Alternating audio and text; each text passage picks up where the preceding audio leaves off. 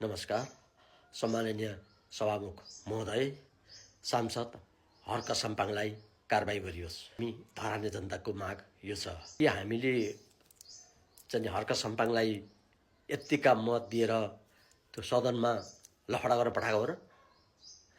हामीले त यो धरानको विकास नीति र नियम बनाउँछ भनेर पो हामीले यत्तिका भोट दिएर हर्क साम्पाङलाई जिताएर पठाएका हौँ। एउटा विरोध गर्नुपर्ने एउटा सीमा हुन्छ नि।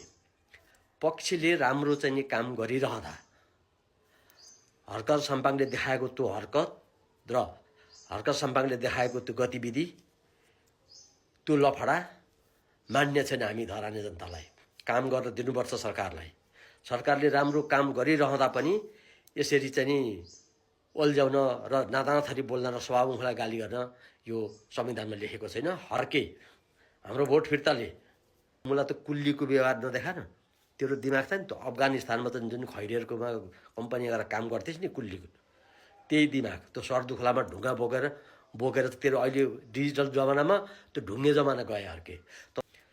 तँलाई जिताएर पठाउनु हामी धराने जनताको ठुलो भुल भयो। यति कानुन पनि अलिक पढ, कानुन बुझ्ने गर। संविधानमा के लेखेको छ? सम्माननीय प्रधानमन्त्री बालेन्द्र शाह यदि उहाँ फुर्सद पाउनु भएन, उहाँले चाहिँ बोल्न पाउनु भएन भने उहाँले एउटा कुनै पनि खटाइदिएको मान्छे, उहाँले चाहिँ भनिदिएको मान्छेले त्यो बोल्न मिल्छ।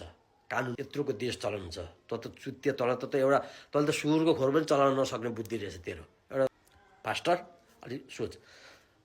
अलिकति एउटा विपक्षमा बसेर एउटा अलिकति चाहिँ अलिकति बुझेर मात्रै उफ्रिने गर। त मुला चुत्तिया चाहिँ पास्टरका चाहिँ सुकुम्बासीमा आफन्तका घर भत्किए भनेर अहिले यत्रो बालन सरकारको आलोचना चुत्तिया। तँलाई हामीले त्यतिकै जितेर पठायौँ। म राष्ट्रिय स्वतन्त्र पार्टीको होइन, तर राम्रो कामको लागि, राम्रो विकास र निकास खोजेको छ बालन सरकारले। त्यो रामको लागि पक्ष लिएको हो। त बिलाए भइस। हामी कार्यकर्ता शुद्ध बिलाए भयो तेरो कारणले गर्दा।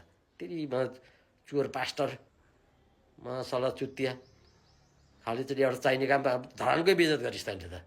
माननीय सभामुख महोदय, यो बिचैमा त्यो झुक्क काला झोला बोकेर उठ्या छ। यसको कानुनले मिल्छ, संविधानले मिल्छ भने यसलाई निलम्बन गरियोस्। होइन भने तल भत्ता चाहिँ सभामुखको हातमा आउँछ, यसको काटियोस्। किनभने यो बिचैमा हिँडेको छ, त्यसरी बिचैमा हिँड्न पाइँदैन। सभामुख महोदय, यसलाई चाँडै कारबाही गरेको देख्न पाइयोस्। हाम्रो घोर आपत्तिजनक छ धराने जनताको। ल, सम्पूर्णमा यो मैले जानकारी गराएँ। हर्के तेरा बुद्धिले अब घाँस नखाओस्, गु नखाओस्, सुँगुर पास्टर। अब तेरो बुद्धि फिर्कियोस्। नराम्रो काम गरेर लानु तेरो छेक्ने काम हो, बोल्ने काम हो। होइन भनेदेखि